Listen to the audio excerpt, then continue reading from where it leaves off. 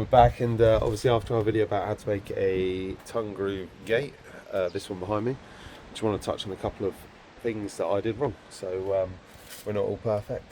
So what would I do differently if I did it again?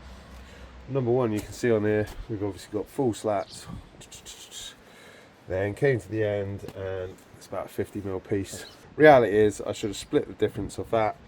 So 2.5 centimeters each end of the gate. I think it would have looked nicer, but I didn't. So, and then number two, obviously I kind of trimmed out this 4x2 so that the pails would sit in there, not flush, but just sit in there nice and snug.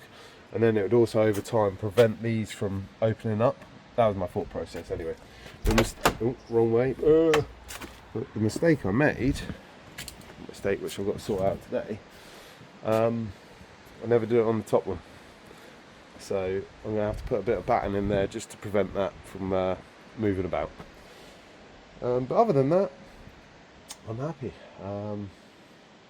Yeah, other than that, I'm happy. So, like I say, that's what I'll do differently. Let us know if you do anything differently. Let us know in the comment section below. Like, comment, share and subscribe. Peace.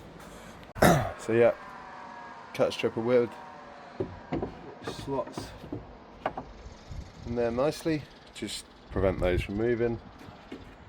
I had to rip it down to size, and then obviously just used a sliding bevel to get my angle off over there, marked it out, cut it on the chop saw, so nice and easy.